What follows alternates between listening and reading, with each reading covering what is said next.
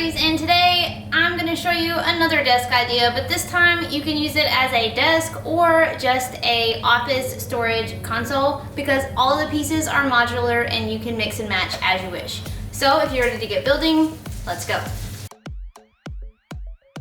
I've been building several desks lately, so to stick with that theme, I thought I would share this idea as kind of a modular desk with filing cabinets on each side of the chair.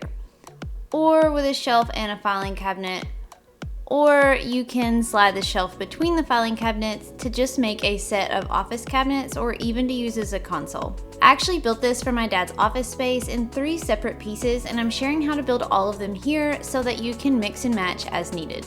I've got the plans and details and dimensions linked below, and I'll show you how they came together here in this video.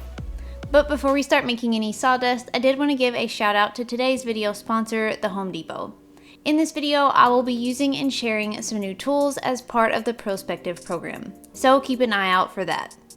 Now, let's get building. This project is basically made of 3 identical plywood cabinet boxes. One has shelves and the other 2 have drawers. So the first thing I did was build these 3 cabinet boxes identical in size. By now, if you followed along for very long, you probably noticed that I love using plywood in my builds, and the first step of almost every project is cutting down the plywood sheets. I use my rip cut and circular saw to first rip down my sheet into strips the depth that I wanted my cabinet boxes. If you're interested in learning more about how I cut down my plywood sheets, I will link a video tutorial below. Again, all of the dimensions for this are detailed in the blog post below as well.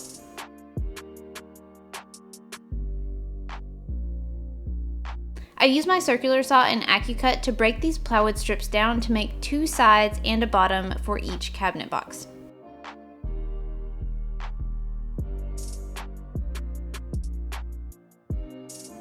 Then I ripped 3 inches off the remaining strip of the plywood sheet to give me a piece for the toe kick at the bottom and the support strips at the top. I trimmed these down on the miter saw, but you could also trim them down on the circular saw if you would rather. I edge banded all of the exposed plywood edges that will face the front once assembled, and then I pulled out a couple of new tools. For this project, I tried out the new Ryobi HP 18V brushless compact series drill and driver to see how they performed. These are not the older version of the Ryobi drill and driver that you may be used to seeing.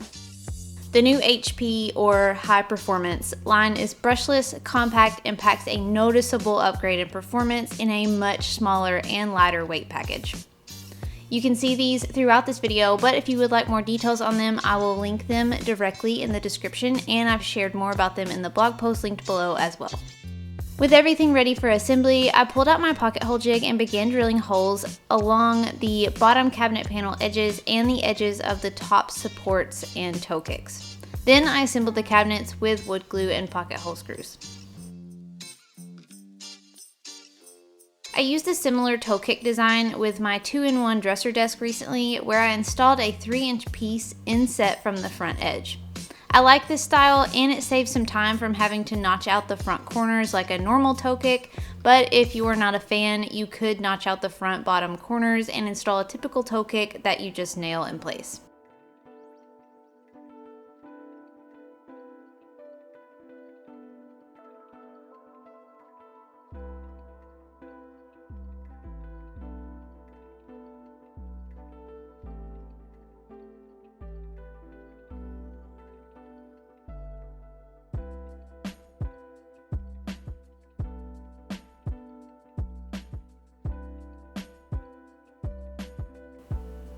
I repeated this entire assembly process twice to give me 3 total cabinet carcasses.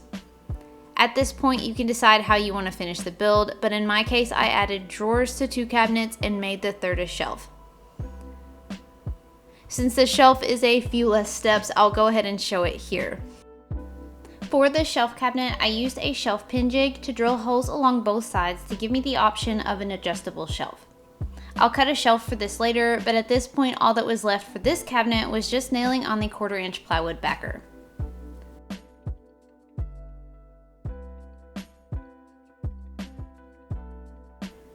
This cabinet is pretty much complete, so I set it to the side and began work on the drawers.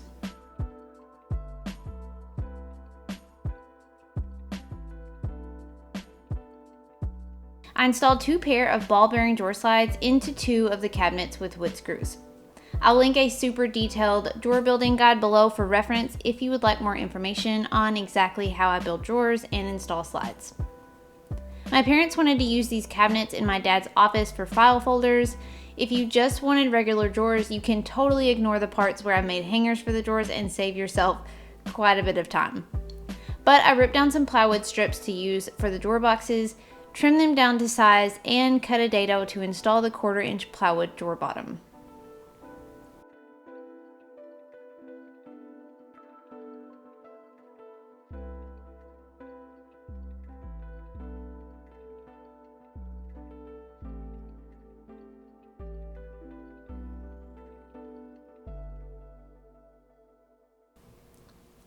Once all the drawer pieces were cut down, I drilled pocket holes into the ends of the front and back pieces for assembly, and then grabbed a file folder to figure out where I needed to cut the dados to insert the file folder supports.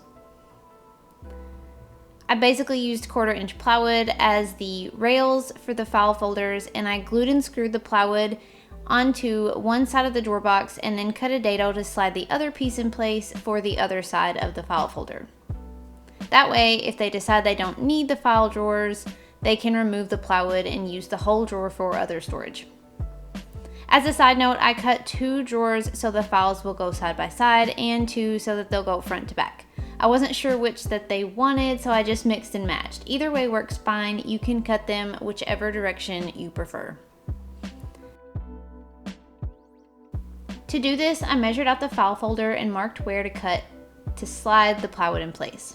Then I used my AccuCut and circular saw to make a cut 1/4-inch deep. I moved the track over slightly and cut again until I had a dado wide enough to accept the 1/4-inch plywood.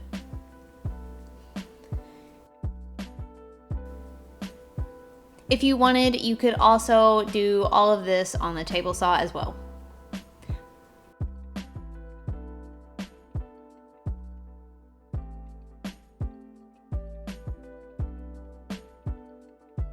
Once one side was cut, I cut the opposite drawer box side the same way.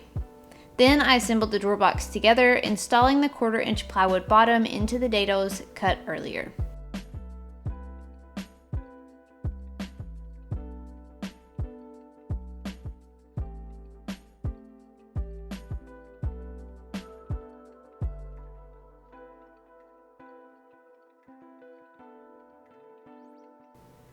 Then I cut a piece of 1/4-inch plywood to use as the file folder rail that will slide down into the dados that I just cut into the drawer box pieces.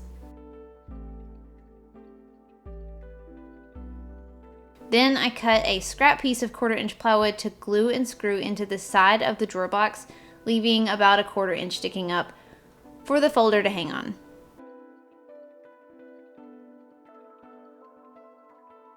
Once I checked that the file folder would fit, I repeated this to make all 4 of the drawers. Again, you can make them go side to side or front to back. Just double check where you cut so that you will make sure that the file folders actually fit on the rails. After all of the drawers were together, I installed them into the 2 other cabinet carcasses. I was making the drawer fronts overlay, so I installed the drawers so that the front was flush across the cabinet. As a note, since file folders can get pretty heavy, I made sure to install the slides with several screws in holes that won't allow for vertical movement. That way, when they're weighted down, they shouldn't sag or cause any misalignment issues.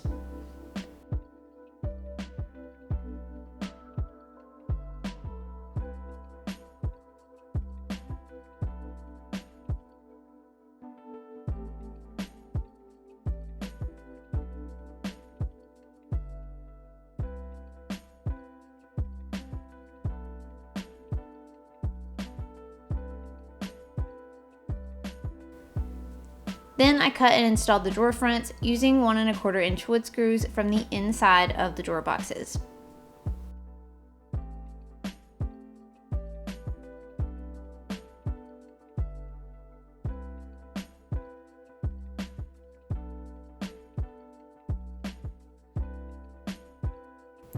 At this point, I nailed a 1/4 inch plywood backer onto these cabinets just like I did with the shelf cabinet earlier. I just didn't get a video of that part. The last thing to do before finishing was to cut the top and the shelf. Because these cabinets will be going side by side in my dad's office, I just cut a single top piece from 3/4 inch plywood to stretch across the entire set. However, if you are just building one cabinet or just 2 cabinets, you can cut the top to fit your own needs. I also cut a shelf piece to fit inside the shelf cabinet as well while I was cutting down this plywood. Then I edge banded these 2 pieces to cover the plywood edges before giving everything a couple of coats of clear poly. I then installed some modern handles onto the drawers. At this point, everything is ready to go and I set them up to stage them in my garage. I didn't attach everything together at this point because I will be loading these up to take to my dad's shop. But once you get where you're going with them, you can simply center the top in place and secure it through the top supports of the cabinets with screws. As a side note, if you load these down with file folders, they could potentially tip over if you pull both drawers out at the same time. I'd recommend anchoring them to the wall if that's a concern. And now you have a modular desk that you can easily build and customize as you wish. Shelves and drawers, just drawers. You can even cut some simple doors to go on those shelf cabinets too, just to change things up even more. Don't forget, if you would like to build one of these for yourself, I've got the plans and details linked below, along with more information on that Ryobi drill and driver set that I used in this video. If you've enjoyed this video and this project, be sure to subscribe to my channel so you don't miss out on what's next. Thanks so much for watching, friends, and until next time, happy building.